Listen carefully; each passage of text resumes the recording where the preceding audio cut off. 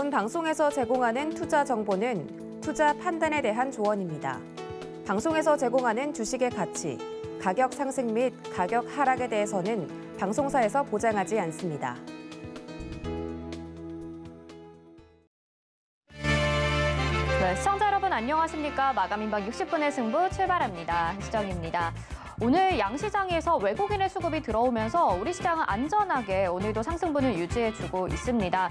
코스피 시장 같은 경우에는 어느덧 2,750포인트 그리고 코스닥은 945포인트 지지를 받고 있는 상황인데요. 오늘도 저희와 함께 업종별로 투자 전략 세워보시면서 마감인박 60분의 승부 끝까지 함께 보시길 바라겠습니다. 한앵커의 이슈 브리핑 출발합니다. 네, 저희가 이틀 전에 마켓컬리가 테슬라 요건으로 상장 예비심사 절차에 들어갔다라는 소식 전해드렸죠. 이번에는 바이오주에 대해서 이야기를 한번 해보도록 하겠습니다. 바이오주에서 최근 유니콘 특례 1호 상장 타이틀을 달고 상장에 나선 기업이 있습니다. 바로 약물 설계 전문 기업인 보르노이라는 기업인데요. 유니콘 특례 상장은 시가총액이 5천억 원 이상인 기업에 한해 외부 전문 평가기관 한 곳에서만 기술성 평가를 받으면 상장에 도전할 수 있는 제도로 기술력을 상당히 인정받은 기업만 노크해 볼 수 있는 좁은 문으로 비유가 되고 있습니다. 보르노이는 지금까지 총 2조 원에 달하는 기술 수출 성과를 바탕으로 유니콘 특례 상장을 추진해 왔는데요. 하지만 이내 상장 철회 소식을 전해왔죠. 지난 IPO 시장을 분석을 해봤을 때 상당히 위축되어 있다라고 말씀을 드렸는데요. 이 바이오 분야 역시 시장의 영향과 종목들의 부진으로 K바이오 위기를 우려하는 분위기가 뚜렷하게 나타나고 있습니다. 국민 바이오주라고 불리는 신라제는 상장 폐지에 벼랑에 몰려졌다가 겨우 회생 위기를 잡았었고 올해 오스탐 임플란트에서 1,000억 원대의 대규모 횡령 사태가 발생을 했었죠. 또 매드팩토 같은 경우에는 개발 중인 항암 신약 후보 물질 벡토서팁과 면역 항암제 키트루달 병용 임상 이상에서 사망 사례가 나오기도 했습니다. 안토르젠도 당뇨 족부궤양 치료제 임상 3상 실패 소식을 알렸는데요. 기술적인 부분에서의 부족도 거론이 되고 있습니다. 메지온의 폰탄 수술 환자 치료제 유데나필이 미국의 FDA 품목 허가를 받지 못했고요. 또 KOTC 대장주인 아리바이오는 기술성 평가에 문턱을 받지 못했습니다. 또 코로나19 진단키기 판매사인 PH는 최근 감사 보고서에서 의견 거절을 받아서 상장 폐지 위기에 놓였습니다. 투자자들은 애초부터 기술력이 없는 회사들이 실적을 부풀렸다라고 분노를 하기도 했는데요. 그러나 이렇게 바이오에 거품이 꼈다고 내칠 상황도 아니라는 분석들이 있습니다. 대한민국이 향후 이끌고 가야 할 신성장 동력 리스트에서 바이오를 빼기에는 어렵기 때문이죠. 이 때문에 윤석열 대통령 당선자도 후보 시절부터 제약바이오 산업을 국가 먹거리로 육성하겠다는 의지를 강하게 보인 바 있습니다. 그는 바이오 정책 공약으로 백신 치료제 주권 확립, 또 글로벌 허브 백신허브 구축을 위한 전폭적인 국가 R&D 지원 확대, 첨단 의료 분야, 바이오 디지털 분야의 국가 R&D 확대, 또 고가의 항암제, 중증, 희귀질환 신약 신속 제도 등이 도입되고 국무총리 직속 제약바이오 혁신위원회 설치 등을 내세웠습니다. 또 기업들도 R&D 투자에 더욱더 속도를 내는 분위기인데요. 지난해 매출 상위 10대 제약바이오 기업은 R&D 투자에 1조 5,023억 원을 투자했고요. 국내 빅바이오는 대체로 연매출 10% 이상을 연구 개발비로 지출하고 있는 분위기입니다. 일례로 지난해 1조 9,116억 원 매출을 기록한 셀트리온은 3,980억 원을 연구 개발비로 투자했어서 전년과 같이 매출 20% 이상을 R&D 투자에 쏟아부은 것이죠. 또한 투자 마중물이 필요한 바이오 업계는 자사주 매입, 또 무상증자 등으로 주주 달래기에 안간힘을 쓰고 있는 분위기입니다. 랩지노믹스는 지난 3월 16일 무상증자를 200% 발행을 했는데요. 이날 발표와 동시에 랩지노믹스 주가가 즉시 상한가를 기록하기도 했었죠. 또 휴원수 그룹도 지난 3월 16일 휴원수 글로벌 50억 원, 또 휴마시스 30억 원 규모의 자사주 매입을 발표를 하게 됐습니다. 러시아가 개발한 코로나19 백신인 스푸트니크 V 위탁 생산 사업을 중단하겠다고 밝히며 시장 신뢰가 급격히 떨어진 데 따른 조치로 풀이가 되고 있죠. 또 지난해 사상 최대 매출을 기록했었던 시젠도 주가가 기대에 미치지 못하게 되면서 하락하자 500억 원 규모의 자사주를 취득하기로 결정을 했고요. 한올 바이오파마는 100억 원, 또 일양약품은 30억 원 규모의 자사주를 매입을 하기도 했습니다. 최근 변동성이 큰 시장 역시 이런 바이오주의 불안 요소로 꼽히고 있는데요. 전장이 장기전으로 돌입하면서 금융시장은 더욱더 요동치고 또 이런 변동기에 한때 거품론에 휩싸인 바이오에 흔쾌히 투자하기가 쉽지 않아진 상황입니다. 한 증권사 바이오 담당 애널리스트는 장이 좋을 때는 바이오 기업에 높은 밸류에이션을 줄 수 있겠지만 지금 같은 상황에서는 바이오 섹터에 대해서 냉정한 평가가 이어지고 있다며 시장에서 바이오 기업 가치에 대한 재평가가 이루어져야 하는 국면이라고 이야기를 하고 있는데요. 네, 새 정부가 들어서는 지금 이제는 바이오 육성 정책을 재점검하고 기술과 기업 옥석 가리기에 나서야 한다는 목소리가 들려오고 있습니다. 오늘은 이슈 브리핑에서 바이오주에 대해서 알아봤는데요. 보다 자세한 내용은 저희가 이슈 분석을 통해서 더 자세히 풀어드릴 테니까요. 끝까지 저희와 함께 채널 고정해 주시길 바라겠습니다.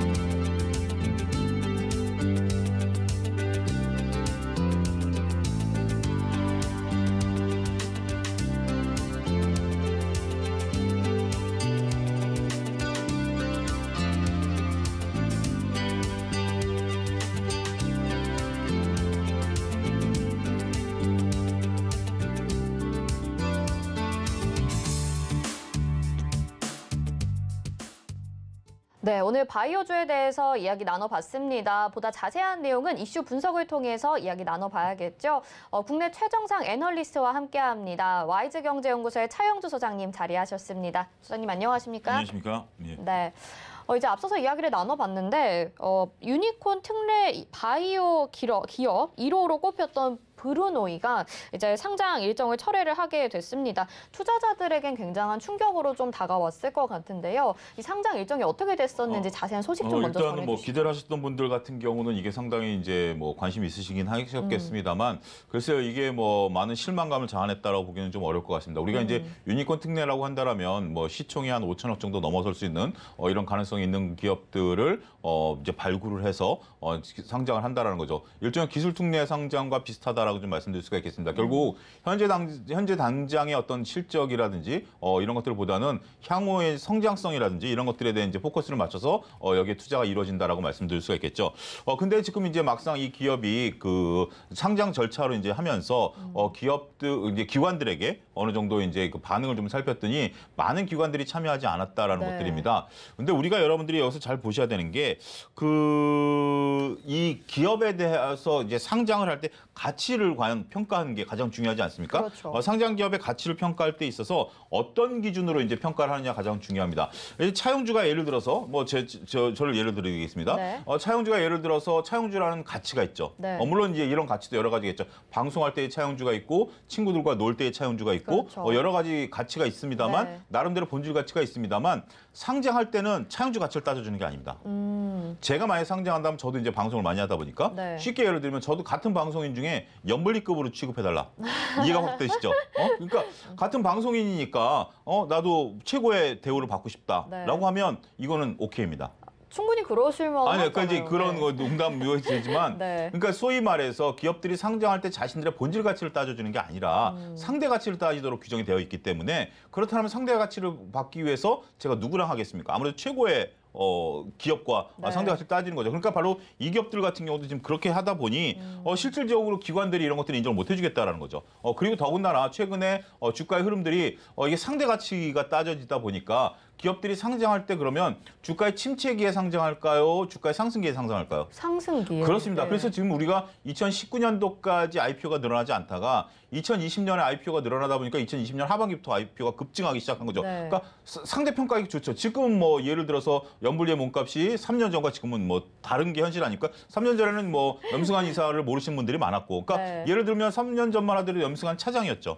그분이 이제 부장 승진, 이사 승진까지 하셨기 때문에 제가 예를 들어드리는 겁니다. 여러분들 이해를 네, 이렇게 들어서. 말씀하셔도 괜찮으신 친한 사이신 아니요, 뭐 거죠? 그렇고 이거는 네. 어차피 여러분들이 공개적으로 아시는 거니까 그렇게 승진하셨고 이제 임원급 대우를 받으시니까 굉장히 높으신 그 밸류를 받으실 수가 있죠. 그러면 저도 이제 증권사 부장 출신이니까 나도 이제 어느 정도 그 받을 수 있다 이렇게 보는 거죠. 근데 지금은 이제 증시가 침체하다 보니 이 밸류를 제대로 받기가 어렵다라는 거죠. 그렇기 때문에 상장 관련해서 여러분들이 단순하게 이 기업이 상장함으로써 어떤 것들을 나타내느냐라기보다는 상장 과정에서 이루어지는 것들, 결국 이 기업 같은 경우도 전반적으로 봤을 때 많은 기관들이 참여하지 못했다라는 점들을 봤을 때는 우리가 이 기업을 상장함으로써 제약바이오의 활력을 불러일으키지 않겠는가라고 봤던 시각과는 좀 다른 모습이지 않겠는가 말씀드릴 수가 있겠습니다. 기대만큼은 매력도가 좀 적었다라고 분석을 해봐야 되는 걸까요, 그러면? 지금 제약바이오들이 갖고 있는 뭐 공통적인 문제들인데요. 지금 이제 여러분들 이 방송 끝난 이후에 기술특례 상장이라고 해서 대부분의 제약바이오 업체들이 이제 기술특례가 2018년부터 이루어졌는데 기술특례 상장이라는 게 그렇습니다. 향후 2, 3년 내에 수익이 늘어날 기업들을 이제 했는데 지금 이제 결과가 나왔죠. 금융감독원에서 저는 깜짝 놀랐습니다. 금융감독원에서 이거를 자료를 해가지고 언론에 배포를 했는데 거의 80몇 %가 달성을 못했다라는 겁니다. 그렇기 때문에 지금 이제 제약바이오 같은 경우도 우리가 많은 밸류들을 좀 쳐주 왔었죠 그동안. 그렇지만 잇따른 다양한 잡음들이라든지 임상 실패라든지 이런 것들 때문에 제약바이오들의 밸류의 어떤 뭐 기준점들이 좀 사라졌다 이런 것들이 일어나다 보니까 이번에 흥행에 있어서도 과연 우리가 기존에는 이제 제약바이오라는 것들이 임상 실험이라든지 여러 가지 부분에 있어서의 뭐 어떤 그런 것들 믿어왔었는데 우리가 그렇잖아요. 믿을 때는 한없이 믿지만 글쎄 믿을 수 있을까라는 생각이 든다라면 아무리 좋고 정말 전망이 밝아도 쉽게 믿음이 안 가는 그러한 모습들이 현재 제약바이오의 현주소가 아니겠는가 말씀드릴 수가 있겠습니다. 네, 지금 말씀하신 부분과 또 일맥상통하는 부분이 될 것 같기도 한데요. 증권가에서는 지금 제약바이오 업계에 대해서 재평가가 이루어져야 된다라는 하는 국면이기도 하고 거품론에 휩싸이기도 했었습니다. 지금 이 바이오주가 좀 이렇게 거품론에 휩싸였다라고 평가하는 이유가 뭘까요? 우리가 이제 제약바이오가 이렇게 시장의 중심이 되기 시작했던 것은 2015년, 16년도였습니다. 그때는 2015년, 16년도에는 제약바이오 아니고선 시장의 주식이 아니었습니다. 이제 그야말로 여러분 돌이켜 보시면 우리가 이제 고령화 테마와 맞물리면서 고령화 사회가 이제 다가올 것이다라는 것들이 이제 하나의 시대 흐름이었죠. 그러다 보니까 제약바이오들이 굉장히 많이 올랐어요. 그때 당시 제가 이제 주목했었던 뭐 여러 가지 종목들이 있었는데 그런 것들이 다 올라가고 그때 당시에 보면 뭐 우리가 이제 그 뒤는 삼성전자가 이제 4만 원에서 8만 원까지 올라갔을 때는 제약바이오가 눈에 안 들어왔습니다만 그 2년 사이에 제약바이오 업계 평균 PER이 한 40배 정도 있습니다. 그러니까 굉장히 높았죠. 평균이 40이니까. 특정 기업이 40인 게 아니라 평균이 40이었죠. 근데 이제 이 PER 40이라는 개념이 높냐 낮냐라는 것은 절대치로 따질 수는 없습니다만 피터 린치가 얘기한 PEG 개념, 그러니까 이제 그 성장률과 PER 개념을 보면 PER이 40배면 연평균 40% 성장을 해줘야 돼요. 그래야 이 PER이 정당해요. 만약에 연평균 100%씩 성장하면 PER 40이 저평가됐고요. 만약에 연평균 20% 성장한다면 PER 40배는 고평가된 거죠. 그때 당시 이제 어쨌든 기대감으로 올랐는데 그 뒤로 나온 2017년, 18년 형태를 보니까 최근까지도 많은 기업들이 신약 개발에 실패를 했고 회계상에 문제가 있었고 여러 가지 있다 보니까 이 PER이 과대평가된 거 아니야? 아직까지 이제 거품론에 이제 휩싸이게 되는 거죠. 근데 우리가 이제 이런 거예요. 제약바이오뿐만 아니라 성장주라고 한다면 저는 이렇게 표현을 드리고 싶습니다. 예를 들어서 조카가 공부를 좀 하겠다. 갑자기 뭐 성적이 좀 안 좋았던 조카 공부를 하겠다. 그러면 이뻐서 치킨이라도 좀 사주고 싶고 커피 쿠폰이라도 보내고 싶어요. 그러면서 우리가 기다리는 건 이제 부모 입장에서 보면 나 공부할 테니까 학원 끊어줘. 끊어줍니다. 독서실 끊어줍니다. 그럼 속으로 뭐죠? 두고 보자. 근데 이제 성적표가 나올 때 좋은 성적표가 나오면 좋지만 안 나오면 너 도서실 가서 잤냐 뭐 했냐 막 이제 친구들하고 놀았지. 잔소리가 나오기 시작하는 거죠. 지금 제약바이오가 그런 상태입니다. 그러니까 2015년, 16년도에 투자자들에게 우리가 이렇게 해서 신약 개발해서 많은 것들을 개발해내겠다라고 약속을 했어요. 그래서 투자자들이 높은 밸류를 기꺼이 부담을 했어요. 근데 시간이 갈수록 성적표를 안 갖고 오네, 얘네가. 지금 그리고 성적이 나온 거 보니까 임상 실패했다라는 둥, 뭐 돈을 횡령했다라는 둥 이런 얘기가 나오니까 그럼 내가 속은 거 아니야? 뭐 이런 것들이 있는 거죠. 그런 것들 때문에 지금 제약바이오가 안고 있는 거품론이라는 것들이 물론 이제 일부 기업들 같은 경우는 여전히 이익을 좀 내고 하는 것들이지만 실질적으로 이 제약바이오들이 그 신약을 개발하거나든지 아니면 새로운 시장을 개척한다는 것이 얼마만큼 어려운가. 이론적으로는 알고 계셨죠. 그렇지만 우리 K바이오를 믿으셨었는데 그런 많은 것들이 지금 실망감으로 다가오고 있다는 것이 투자자로서 국민으로서 상당히 좀 안타깝다 말씀드릴 수가 있겠습니다. 네, 우리 차영주 소장님의 비유가 정말 귀에 쏙쏙 들어옵니다. 이렇게 아이 조카를 통해서 말씀을 해주셨는데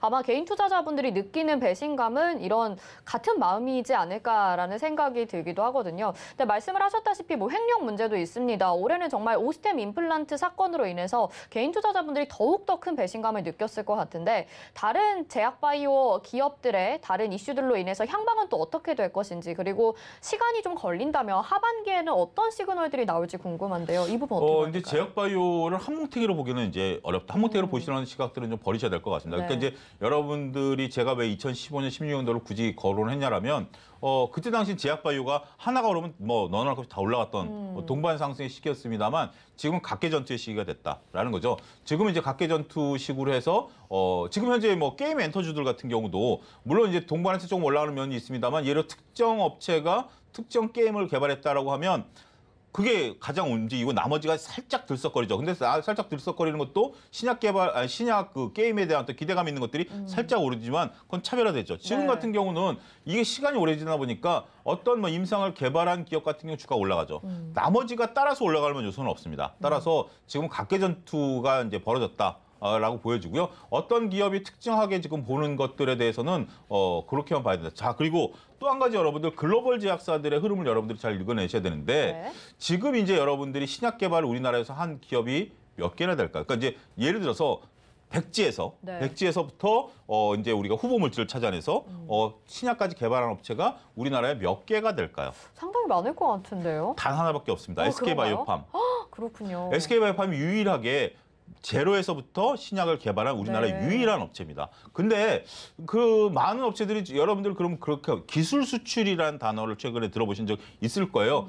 전임상이라든지 임상 단계에서 기술 수출, 마일드스톤 뭐 이런 어려운 용어들을 써가면서 하는 건데 이게 이제 여러분들 잘 보셔야 되는 게 지금 신약 개발을 하기 위해서는 막대한 돈들이 들어갑니다. 그러다 보니까 과거에는 뭐 얀센이라든지 뭐 이런 글로벌 제약사들이 그런 것들을 했죠. 근데 지금 여러분들은 시간이 갈수록 후보 물질이라든지 약을 찾아야 된다는 건 더욱더 어려워졌죠. 지금 뭐 AI까지 동원돼서 뭐 빅데이터를 동원해서라도 찾아내려고 하는데 더 어려워진 거죠.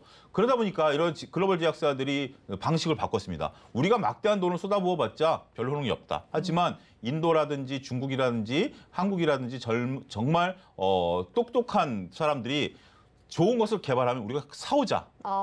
그게 기술 수출입니다. 기술 수출이라는 조건은 완전히 약이 끝난 게 아닙니다. 기술은 니네가 계속해. 네. 우리가 그거에 돈이 들어가야 되잖아. 그러니까 네. 기술 수출 조건을 위해서 돈을 줄 테니 해서 되면 마일드스톤 우리가 이제 판매에 따라서 우리가 이익을 나눠줄게 이런 개념으로 바뀐 겁니다. 네. 그래서 뭐 글로벌 제약사가 예를 들어서 우리나라 A 기업에 있어서 그걸 기술 수출해서 결국 지금 몇 개의 또 중간에 또 엎어진 경우가 있잖아요. 그래서 성공을 하면 그걸 어떻게 하느냐? 지네가 생산 안 합니다.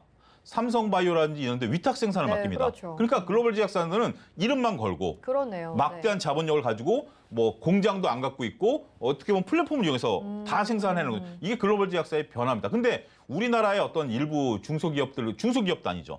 그런 쪽에서 신약을 처음부터 지네가 개발하겠다? 이건 어불성설이고요. 여러분들이 신약 개발을 믿고 투자하기 위해서는 임상 1상 단계에서 기술 수출한 기업들은 투자할 만합니다. 하지만 자기네들이 2상, 3상까지 가겠다라는 것은 그것은 제가 볼 때는 좀 신빙성이 떨어진다. 이렇게 구분하셔야 된다고 말씀드릴 수 있겠습니다. 네, 알겠습니다. 지금 국내 바이오 기업들의 움직임이 기술 수출 쪽으로 이루어지고 있기 때문에 또 글로벌 제약사들의 움직임까지 잘 살펴봐야 된다라는 이야기를 해주셨고요. 또 윤석열 당선인의 정책 공약이 바이오 업계에서도 있습니다. 지금 제약 바이오 산업을 국가 먹거리로 육성하겠다라고 하면서 앞서서 공약들 말씀을 드렸거든요. 그렇기 때문에 바이오 업계에서 이 부분을 또 잘 살펴봐야 될 것 같은데 그로 인한 관련주들 네, 전망이 좀 긍정적으로 나오지는 않을까요? 이렇게 말씀드릴게요. 지금 우리가 코로나 상황에서 여행 못 가셨잖아요. 정말 네. 특히 해외 가고 싶잖아요. 그렇죠. 근데 지금 이제 정부가 규제를 풀었죠. 이제 내일부터 일단은 뭐 지금도 갔다 오면 자가격리가 면제되고 내일부터 이제 공항버스가 다닐 겁니다. 네. 이제 택시가 안 다니니까 그렇게 되면 이제 나갈 수 있죠. 그렇지만 나갈 수 있나요? 나갈 수 있겠죠? 근데 뭐 우리 대중적으로 일본이 아직 우리를 받아들이지 않고 있고 네, 그렇죠. 중국이 우리를 받아들이지 않고 제약이 많으니까. 하와이나 뭐 유럽을 가지만 그건 대중화된다라기 보고 지금 이제 앵커께서 주말을 이용해서 과거에는 정말 친구들과 2박 3일 놀러 갔다고 했는데 이게 불가능하죠. 네. 규제는 풀렸지만 네. 윤석열 정부가 아무리 자원을 밀어낸다고 해도 이게 돈으로 제약 바이오가 되나요? 그건 아니죠. 네. 규제를 풀어주고 이제 그런 건 있겠죠. 예를 들어서 일상에서 이상을 넘어가는 데 있어서의 뭐 한 6개월 정도의 어떤 뭐 허가 기간을 좀 단축시켜 준다라든지 아니면 뭐 규제를 좀 풀어준다라든지 아니면 뭐 기업들의 자금에 저금리를 조달해 준다라든지 이건 되지만 실질적으로 결과가 나와야죠. 그러니까 앞서 얘기드린 것과 똑같습니다. 자식 공부하겠다 해서 학원도 끊어줄 수 있고 뭐 커피도 사줄 수 있고 용돈도 줄 수 있어요. 공부는 그들이 해서 성적이 나와야죠. 네. 그런 개념이기 때문에 윤석열 정부가 지금 이쪽 방향으로 나가는 것은 굉장히 좋지만 결국 기업들이 몫을 해내지 않는 한 제약바이오 업종의 특성상 특별히 우리가 기댈 것은 없다 말씀드릴 수가 있겠습니다. 네, 알겠습니다. 오늘 정말 오랜만에 바이오주에 대해서 이야기를 해본 것 같습니다. 이렇게 또 기업들과 윤석열 차기 정부의 정책들에 대해서 살펴봤는데 그래도 아직까지는 기대감을 크게 가지기는 좀 어려울 것 같습니다. 오늘 와이즈경제연구소의 차영주 소장님과 이야기 나눠봤습니다. 말씀 고맙습니다. 감사합니다.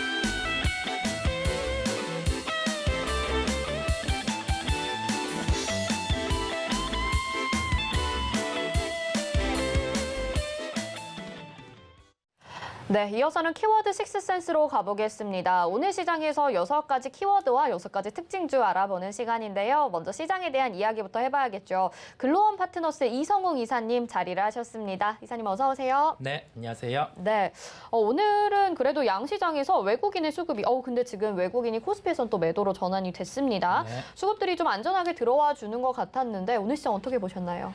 네, 일단은 미국 시장 대비해서 우리나라 시장 지수로는 강세 나타내는 모습 확인을 할 수 있었고요. 최근 시장 흐름 자체가 뭐 테마적 경향을 가진 소형주들의 강세가 나타나는 모습 확인을 할 수 있었는데 이러한 바탕에는 아무래도 국가 정책적인 측면에서 그와 관련된 테마주들의 강세가 소형주의 지수를 이끄는 모습이었습니다.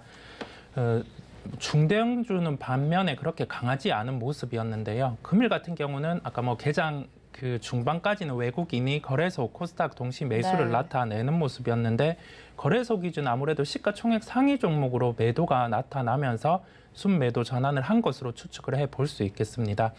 추가적으로 시장 자체는 지금 글로벌 시장 대비해서 신흥국 시장이 미리 하락을 했기 때문에 강세가 나타내는 모습 저희가 알 수가 있겠고요.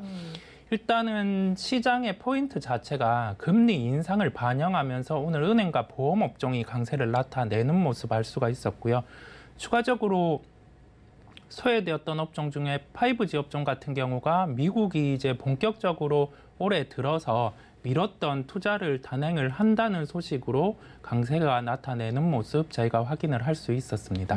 알겠습니다. 자, 시장 이야기 나눠봤고 6가지 특징주, 6가지 키포인트들을 들어봐야 될 것 같습니다. 시장에서의 그럼 키포인트 어떤 걸 보셨을까요?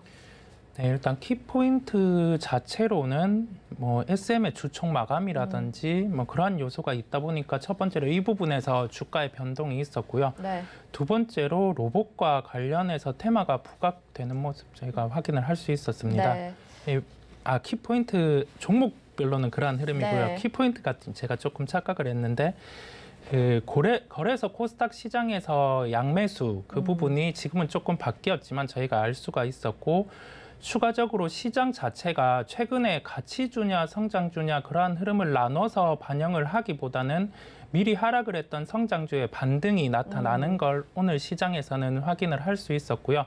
최근에 약했던 화학업종 같은 경우가 이 실적과 관련해서는 아직 부진할 수 있지만은 중국의 시장 자체가 락다운을 통해서 이제 어느 정도 이게 봉쇄가 해제가 되면은 화학 측면에서도 수요가 조금 회복이 될 수 있는 요인이 있거든요. 그렇다 보니까 효성 첨단 소재를 필두로 해서 저희가 반등이 나오는 모습 확인을 할 수 있었습니다. 전반적으로 시장 자체가 시가총액 상위보다는 시가총액 중위 종목들의 반등을 저희가 확인을 할 수 있을 것 같고요. 네. 수급적인 요소에서 이러한 부분을 비춰 볼 수 있는데 아무래도 대형주 요소는 지금 뚜렷하게 외국인 매수가 유입이 되고 있지 않다 보니까 기관 중심의 중형주 그리고 소형주 매수 위주로 수급이 유입되고 있는 걸 저희가 확인을 할 수 있겠습니다. 네, 알겠습니다. 자, 그러면 오늘 시장에서 키워드들 어떤 것들을 보셨을지 키워드 식스센스로 바로 만나보시죠. 네, 6가지 키워드 보도록 하겠습니다. 오늘 SM을 키워드로 가지고 나오셨는데 주주총회가 오늘 있었죠. 주주총회가 마감됐다라는 소식 가지고 나오셨고요. 또 로봇은 관련 테마가 부각되고 있다라는 소식 계속해서 최근에 각광을 받고 있는 키워드입니다. 또 유가는 다시 한번 급등 양상을 나타냈는데요. 105달러 이상 급등했다라는 소식 전해지고 있고요. 또 트와이스 키워드를 가지고 나오셨습니다. 5월에 미국에서 앵콜 콘서트를 연다라는 소식이고요. 상하이가 봉쇄됐습니다. 어제에 이어서 오늘까지도 이 이슈가 주목을 받고 있는데요. 글로벌 물류 대란이 우려가 되고 있는 상황입니다. 장기화되면서 더욱더 우려감이 부각이 되고 있는 상황이고요. 코로나19 위중증 환자가 최다라는 소식들도 들려오고 있습니다. 국내 시장에서 이 부분도 이슈 체크를 해봐야겠죠. 자, 그럼 6가지 키워드 안에서 6가지 특징주들 확인을 해보도록 하겠습니다. 특징주 첫 번째, SM 주주총회가 마감됐다는 소식으로 특징주는 SM을 가지고 나오셨고요. 또 로봇 관련 테마가 부각되면서 종목으로는 사이맥스를 가지고 나오셨네요. 유가가 급등하고 있습니다. 다시 한번 SO일 부각을 받고 있는 상황이고요. 트와이스 앵콜 콘서트에 따라서는 JYP 엔터테인먼트 소속사를 가지고 나오셨죠. 또 상하이 봉쇄 정책에 따라서 물류 대란 소식은 HMM 특징주로 가지고 나와주셨고요. 코로나19 위중증 환자에서는 일동제약이라는 종목을 가지고 나오셨습니다. 자, 6가지 특징주 안에서 3가지를 골라서 이야기 나눠보도록 하겠습니다. 3가지는요. SM, 사이맥스, JYP 엔터테인먼트 소개해 주실 예정입니다. 네, 이렇게 3가지 특징주를 고, 스톱 2가지로 나눠봐야 될 것 같은데요. 첫 번째는 SM을 가지고 나오셨습니다. 최근에 엔터주들에 대한 이슈도 많은 상황이고 전일에도 JYP 엔터테인먼트가 특징주로 많이 언급이 됐었는데 엔터주, SM은 그중에서 고일까요, 스톱일까요? 네, SM은 고입니다. 네, 이유 바로 들어볼까요? 네, SM은 금일 주주총회가 있었는데 이사 선임안에 대해서 다루어지는 모습이었고요. 이 부분에 대해서 주주 제안 후보를 감사를 선임을 확정을 하면서 주가가 선행해서 반등을 나오는 모습 저희가 확인을 할 수 있었습니다.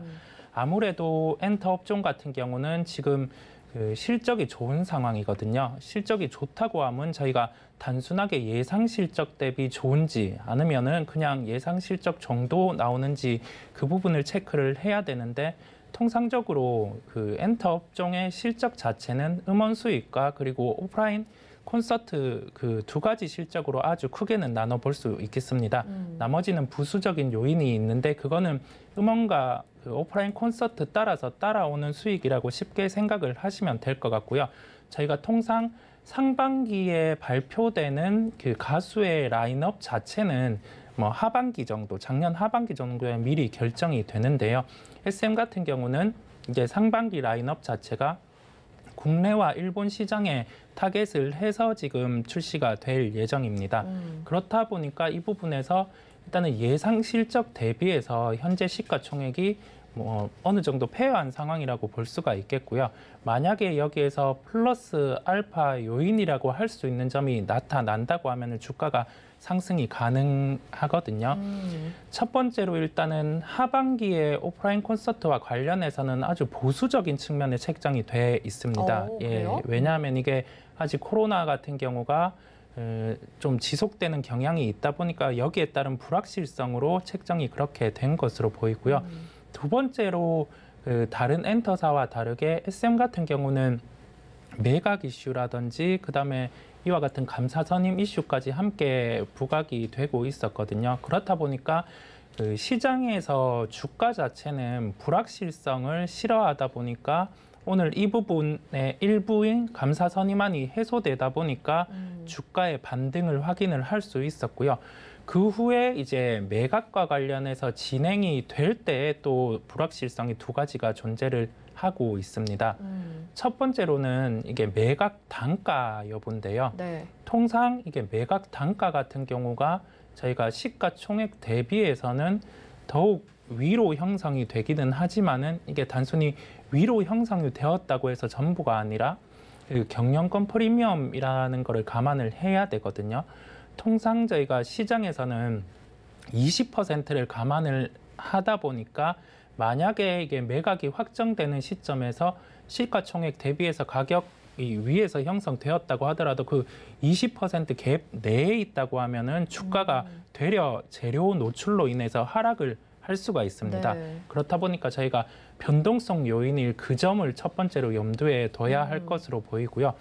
두 번째로는 이게 최근에 대주주의 변경이 있을 때 이제 그 대주주와 주요 주주를 차등해서 유상증자를 하는 요인이 있거든요. 네. 그게 삼자 배정 유상증자를 대주주 측면에서만 이게 부여를 하는 경우가 있다 보니까 일반 주주들 같은 경우는 증자를 받지 않게 되면 이게 주식 수는 그대로인데 본인의 주식 수는 그대로인데 시장의 주식 수가 늘어나고 이게 단가 자체가 낮은 가격으로 들어오다 보니까 이게 희석이 되거든요. 그렇다 보니까 여기에서 두 번째 불확실성으로 매각이 이루어진다 하더라도 삼자 배정 유상증자가 이루어진다 하면은 이 또한 조금의 불안 요소가 될 것으로 보입니다. 그렇다 보니까 현재 SM의 주가 같은 경우는 그 여타의 엔터사 같은 경우는 적정 가치 대비해서 프리미엄을 받고 있는 반면에 조금 덜한 측면을 저희가 알 수가 있겠는데요. 여기에서 보유자분들은 뭐 그 정도의 이벤트를 감안하더라도 계속 가지고 가도 되는 구간이겠지만은 신규 편입을 고려하시는 분들은 뭐 엔터 업종이 무조건 좋다고 해서 SM 더 좋겠지 해서 접근을 하기보다는 두 가지 불확실성, 아까 말씀드린 것처럼 매각에 대한 단가 확정 그리고 삼자 배정 유상증자를 하는지 안 하는지 여부, 만약에 하더라도 그게 확정되었을 때 그때는 공격적으로 접근을 하는 게 낫다고 보입니다. 네. SM 같은 경우에는 고를 외쳐주셨지만 두 가지 체크 포인트를 꼭 확인하셔라라고 말씀을 해주셨습니다. 엔터 업종이라고 무조건 뭐 리오프닝이다 이렇게 따라갈 것이 아니라 꼭 참고하셔서 투자 유의하셔야 될 것 같습니다. 자, 다음 두 번째 특징주로 넘어가 보도록 하겠습니다. 두 번째 특징주는 JYP 엔터테인먼트 해볼 텐데요. 자, 오늘은 엔터주가 두 개나 있습니다. JYP 엔터테인먼트는 고인지 스톱인지 먼저 나눠주시죠. 예, JYP 엔터테인먼트도 고입니다. 네, 바로 이어 들어볼게요. 네, 엔터 업종 같은 경우가 제가 뭐 방송을 통해서 계속 긍정적으로 말씀을 드리고 있는데요. 이게 우리나라 시장 같은 경우와 글로벌 시장을 비교를 해봤을 때 미국 시장이라든지 일본 시장 같은 경우가 각각 우리나라보다 한 30배 이상 그리고 일본 시장은 5배 이상 크다 보니까 우리나라 엔터 업종에서 진출을 하는 기업, 특히 SM 같은 경우는 일본의 강점을 가지고 있고 하이브 같은 경우는 이제 북미 쪽의 강점을 가지고 있고 JYP 같은 경우는 라인업이 좋기 때문에 뭐 일본 시장에도 강점을 가지고 있고 이번에 트와이스가 미국 콘서트를 성황리에 치렀거든요. 그렇다 보니까 이게 그 한 번에 그런 시장 같은 경우를 개화가 나타난다고 했을 때 연속해서 라인업들이 히트를 치는 경우가 다반사거든요. 그렇다 보니까 JYP 엔터 같은 경우는 올해 이제 성장 국면, 소위 말해서 아주 심플하게 콘서트 같은 경우가 기존보다 많이 열리는 경향이 있는데 이게 기존에는 일본 시장의 타겟이라든지 국내 시장의 타겟이 됐다가 이제 미국 시장에서도 인정을 받기 시작했다는 점에서 네. 본격적인 실적의 개화가 될 수 있을 것으로 보입니다. 그리고 추가적으로 보이그룹 같은 경우도 저는 이게 크게 히트인가? 네. 이 부분을 예전에는 알기는 알았는데 최근에는 좀 몰랐는데 상당히 인기는 스트레이트 키즈? 네, 그렇더라고요. 이게 네. 어린 구성원들에서는 상당히 인기가 많더라고요. 그런가요? 네. 그렇다 보니까 이게 네. 일본 시장도 통하는데 미국 시장에서 특히 BTS보다는 조금 못하지만은 상당히 인기가 많다고 합니다. 예, 그렇다 보니까 먼저 이제 일본 콘서트를 치르기는 하겠지만은 미국 콘서트도 하반기에 충분히 치를 수 있는 요인이 있을 것으로 보여요. 그렇다 보니까 이 부분에서도 실적 증대 요인이 될 수 있을 것으로 보입니다. 이게 아주 뭉뚱그레 제가 말씀을 드렸잖아요. 네. 이 부분에서 실적 증대 요인이 될 수 있고 저 부분에서 실적 증대 요인이 될 수 있다라고 말씀을 드렸는데 아주 심플하게 와닿게 말씀을 드리면은 현재 실적 같은 경우는 JYP의 주가를 전부 반영을 하고 있는 단계라고 보시면 될 것 같고요.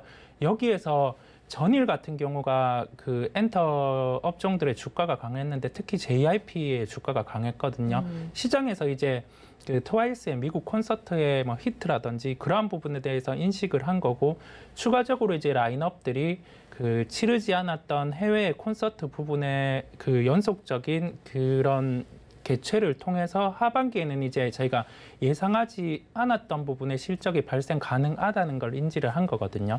그렇다 보니까 이게 실적 측면을 대입을 해봤을 때 현재 주가 국면에서 40% 이상의 상승 여력은 있는 것으로 보입니다. 네. 네. 그렇다 보니 엔터 업종 같은 경우는 저희가 시장이 변동을 할 때 이제 매도를 해서 줄여야 할 업종이 있고 아니면 시장이 변동이 있을 때 되려 매수를 해서 가지고 가야 할 업종이 있거든요. 매도를 해야 할 업종들 같은 경우는 이제 분기 실적이 성장을 하지만 이게 시장의 변동에 따라서 실적이 부침이 있을 수 있는 경기 민감주라든지 IT 업종 같은 경우는 그와 같이 시장 변동에 따라서 매매를 병행하는 게 필요를 하겠지만은 성장 사이클이 외부 환경, 즉 글로벌 시장 측면과 우리나라 시장 측면이 함께 성장을 하는 국면에 있는 업종 같은 경우는 시장이 조정이 있을 때 매수 대응을 하는 게 훨씬 낫고 그 중에 하나가 엔터 업종이라고 보입니다. 네, 알겠습니다. JYP 엔터테인먼트 고라고 말씀하셨고 아마 개인 투자자분들이 가장 좀 이해하고 계시는 부분을 JYP 엔터테인먼트에서 활성화시키고 있는 것이 아닌가라는 생각이 듭니다. 다음 세 번째 특징주 보겠습니다. 사이맥스 가지고 나오셨고요. 고인지 스톱인지 먼저 나눠볼게요. 네, 사이맥스도 고입니다. 네, 바로 이유 들어볼게요. 네, 이게 IT 쪽 반도체 웨이퍼 관련해서 이송 장비를 담당을 하고 있는데요. 이게 아주 쉽게 그냥 반도체와 관련된 하나의 그런 판을 이송하는 장비라고 보시면 될 것 같습니다. 반도체는 물질 자체가 상당히 민감하기 때문에 이게 이동하는 장비 자체도 아주 미세하게 이루어지는 걸 저희가 알 수가 있고요. 추가적으로 하반기에 이제 다관절 오축 로봇을 본격적으로 양산 채비를 하게 됩니다. 이게 다관절 오축이란 게 한 축, 두 축 같은 경우는 저희가 팔 2개, 다리 2개처럼 사람이 한 4개 정도는 쉬운데 5축으로 갈 때는 기술이 2.5배가 레벨업이 돼야 되거든요.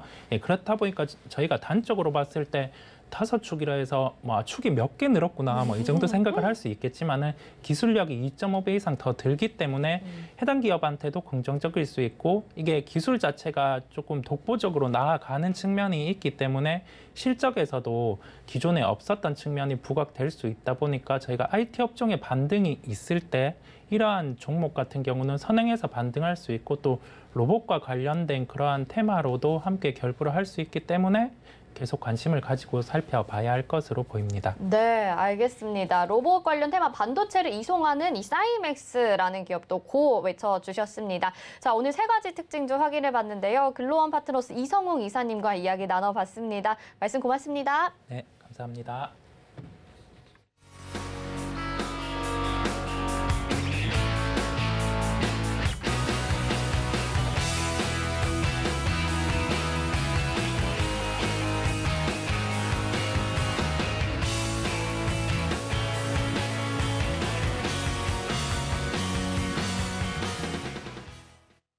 네, 이어서 마감 예상 체결지수 확인하겠습니다. 코스피 지수부터 확인해 보시죠. 0.40% 오늘의 상승분 유지를 해주고 있고요. 2757.71포인트에 거래되고 있습니다. 분봉상의 흐름 체크해 보도록 하겠습니다.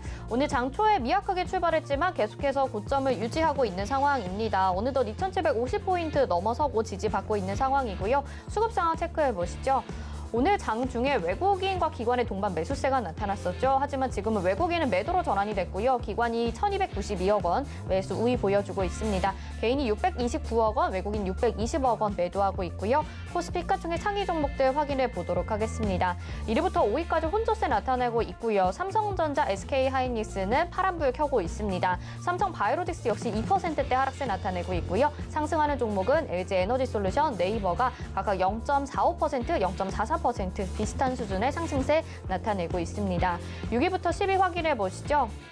네, 역시 혼조세 나타내고 있고요. 오늘 삼성 SDI 2차전지 관련주들의 강세 나타나면서 6.24%나 상승하는 모습 보여지고 있습니다. LG화학도 1%대 상승세 나타나고 다음 종목들은 파란불 켜고 있는 상황입니다. 코스닥 시장으로 가보시죠.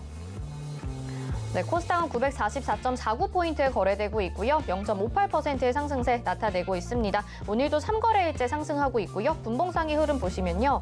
역시 장 초에는 다소 약한 모습이었지만 이내에 금세 들어 올렸습니다. 그리고 상승분 계속해서 유지를 해주고 있고요. 수급 상황 체크해 보도록 하겠습니다. 오늘 코스닥에서도 외국인의 수급이 들어왔었는데요. 1288억 원 지금 유지를 해주고 있고 기관들이 43억 원 정도로 아주 소량을 매도하고 있습니다. 개인들이 1195억 원 매도 우위 보여주고 있고요. 코스닥 시가총액 상위 종목 1위부터 5위까지 확인해 보시죠. 혼조세 나타내고 있고 오늘 2차 전지주들의 강세 보여지면서 에코프로비엠과 LNF가 각각 2.32%, 6.21% 강세 보여지고 있습니다. 6위부터 10위 확인해 보시죠. 네, 빨간불이 더 우세한 상황이고요. 셀트리온 제약이 1.31% 조정받고 있는 반면에 위메이드가 3%, 첨보가 1%, HLB도 2% 가까운 상승세 보여지고 있습니다. 여기까지 보겠습니다.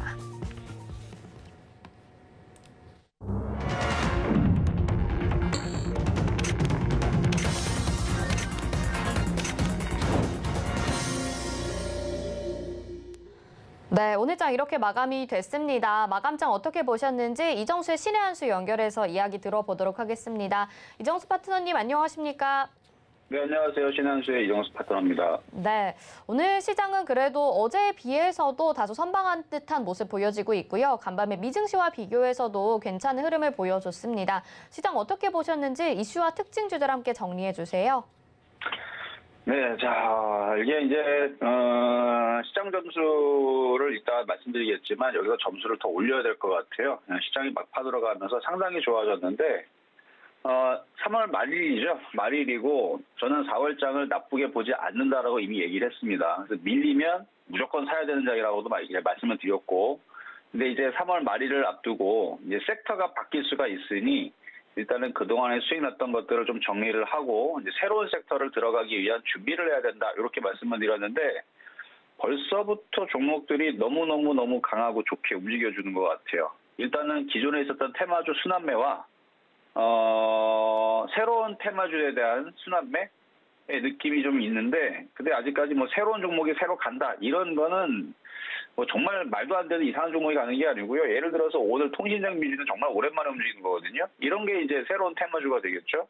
그리고 뭐 앞으로 이제 소비주라든지 리오프닝 관련주 강하게 움직이면 아니면 뭐 또 다른 뭔가가 또 강하게 움직이면 뭐 그럴 수 있는데 오늘 전선 전력 테마주들 굉장히 강했습니다. 지금 장 끝나고 나서 보면 지금 대한전선, 가운전선 전선 테마주들 지금 상한가를 기록을 하면서 가운전선도 오늘 강하게 갔거든요. 전선주, 가운전선 이런 식의 전선주들 지금 강하게 튀는 모습을 보여줬고 그다음에 주류 쪽의 음식업종들 이쪽들도 오늘 강한 모습을 보여줬고 그래서 아침서부터 제일 먼저 강하게 치고 나갔던 거는 바로 통신장비주들.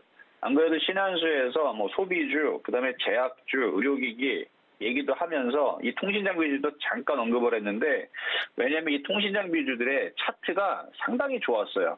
이 이틀 전의 모양이 이제 바닥에서 나오는 천냥봉인데 이게 바로 새로운 종목들이 움직이려고 하는 이 모양이거든요. 그래서 에이스테크 아니면은 뭐 KMW 이틀 전, 오늘은 아니고 이틀 전에 이런 모양을 제가 포착을 했다는 얘기죠. 이 포착을 하는 방법은 저는 레이더를 씁니다. 검색기라는 이제 레이더가 있어요. 그래서 저는 그래서 급등주 검색기를 통해 가지고 종목들이 뭐가 움직이는지 저는 굉장히 빠르게 잡아냈는데, 그래서 이틀 전에 3일 전이죠. 지금부터 이제 3일 전에 그 통신 장비주들이 천냥봉에 거래 실리면서 뭔가 움직이는 뭔가의 흐름이 나와서 이쪽이 움직이지 않을까라고 이제 예상을 했었던 건데 오늘 갔어요. 추천은 못했습니다. 근데 이게 좋은 거예요. 뭐냐면은 장이 지금 뭔가 새록새록 올라가려고 하는 흐름들이 이제 여기저기에서 오늘 도처에서 다 나왔기 때문에, 그래서 통신 장비주 움직였죠. 다시 비료주, 사료주들이 다시 움직였죠. 거기다가 이제 다른 소비주 섹터들도 다 움직일 것 같습니다. 왜 그런지는 이거를 자세하게 얘기해야 되는데 그러면 한 10분 정도 걸릴 텐데 그 방송이 끝나버리니까 다시 요 얘기는 좀 이따가 유튜브 방송에서 얘기하도록 할 텐데, 하여튼 시장이 무지무지하게 좋습니다. 무지무지하게 좋아요. 무지무지하게 좋으니까 4월장도 1라운드는 끝났습니다. 1라운드는 3월 16일서부터 시장이 제가 복수의 장이다, 시장이 바닥을 쳤다, 이제는 매수를 해야 된다 강하게 얘기했던 게 3월 16일장이었거든요.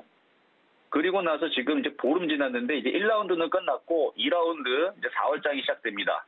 상당히 재밌고 좋은 테마 장세가 될 것 같아요.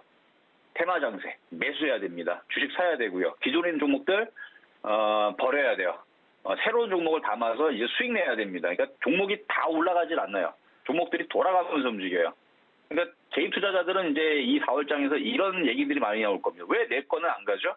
그것만 안 가고 다른 게 잘 갑니다. 그래서 그동안 올라갔거나 개인들이 많이 물려 있거나 하여튼간 상태 안 좋은 애들은 빨리 덜어내야 돼요. 가는 종목들, 강한 움직이는 테마들을 타야 됩니다. 그러니까 테마가 대략 한 50개 있다라 그러면 움직이는 테마는 매일같이 3개에서 4개는 나와요. 안 나올 때도 2개는 나오고, 그래서 2개, 4개가 움직일 때마다 그걸 타야 됩니다.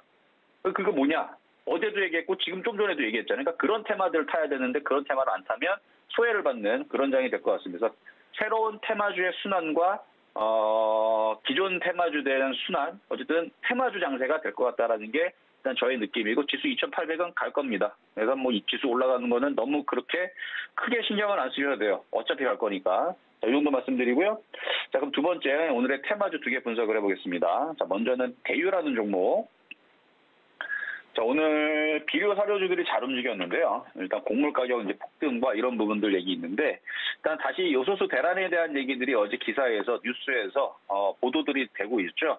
기존의 요소수 대란의 문제들은 러시아에서 물량을 받으면서 일단 해결이 되었습니다만, 이제 슬슬 또 모자랄 때가 이제 아직은 안 됐는데, 가격이 계속 올라가고 있고, 러시아에서 받았던 물량들을 이제는 받기가 좀 어려워졌으니, 이제 이걸 어디서 받아야 되느냐, 이제 논란이 나올 때가 된 것 같아요. 그러니까 이제 뉴스에서도 이제 나오죠. 그래서 요소수 대란 얘기 때문에 움직이거나 아니면 곡물 가격 상승, 요 얘기로 인해서 다시 움직일 것 같은데, 그래서 대유라는 이게 이제 농업 비료 관련주, 요소 관련주, 비료 관련주 해가지고 농약도 만듭니다. 그래서 농업 관련주, 비료 관련주에서 대유. 오늘 천냥봉 떴죠? 지금 웬만하면 천냥봉 뜨면 다 움직입니다. 장이 좋아요. 테마주 장세예요. 그래서 이거 위쪽으로 올라갈 수 있으니까, 이거는 뭐 조종받을 때 살 게 아니고 이거는 뭐 내일이라도 대충 사놔야 되지 않을까 하는 종목인데, 어쨌든 좋아 보입니다. 이것뿐만 아니라 나머지 이제 농업 관련주들도 지금 뭐 중국도 좀 작년에 홍수 때문에 난리래요. 그래갖고 곡물의 대란 앞으로 준비한다 그러면은 이쪽 관련주 괜찮은 것 같다 말씀을 좀 드리겠고요. 그 다음은 이제 서진 시스템인데, 시간이 없어서 이거는 뭐 강하게 많이 얘기하기보다는 예전에도 이제 표적 종목을 얘기했던 종목인데 다 올라왔어요. 한번 팔아줘야 됩니다. 들어주면 팔아야 돼요. 내려오면 다시 사고. 이거는 이제 반도체 장비 플러스 5G 통신 장비주 쪽인데, 여기 들어줄 때 팔았다가 조정받으면 다시 사거나 다른 쪽으로 돌리면 됩니다.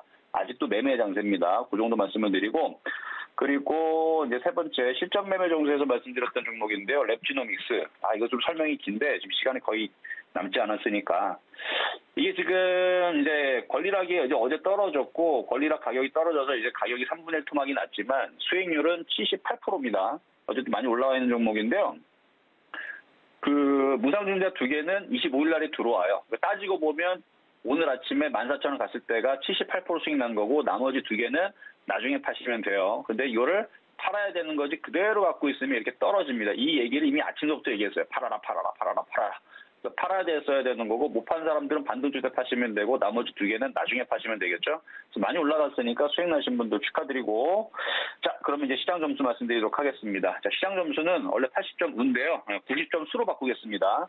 90점 수, 그다음에 매수 포인트는 85점 우, 그다음에 비료 농업주 이쪽 85점 우 평가하도록 하겠고요. 뭐 잠시 뒤에 유튜브 방송에서 더 이야기하도록 할 테니까 여기까지 이정수의 신한수였습니다.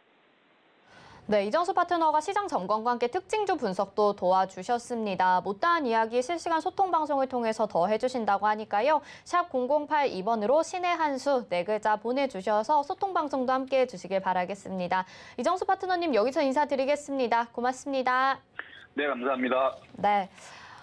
마감 임박 60분의 승부 저희가 준비한 소식 여기까지입니다. 저도 다소 아쉬운 말씀을 드려야 될 것 같은데요. 1년 반 동안 서울경제TV 시청자분들과 함께할 수 있어서 감사했습니다. 오늘을 마지막으로 저는 떠나지만 서울경제TV 계속해서 많은 시청 부탁드리도록 하겠습니다. 본 방송에서 제공해드린 정보는 투자 판단에 대한 조언입니다. 해당 종목의 가치와 수익률 보장해드리지 않는다는 점 참고하시길 바라겠고요. 또 저희 서울경제TV와 서울경제신문은 당사의 브랜드입니다. 서울경제증권TV와는 무관하며 기타 유사 명칭에 주의하시기 바랍니다. 마감 임박 60분의 승부 여기서 마칩니다. 고맙습니다.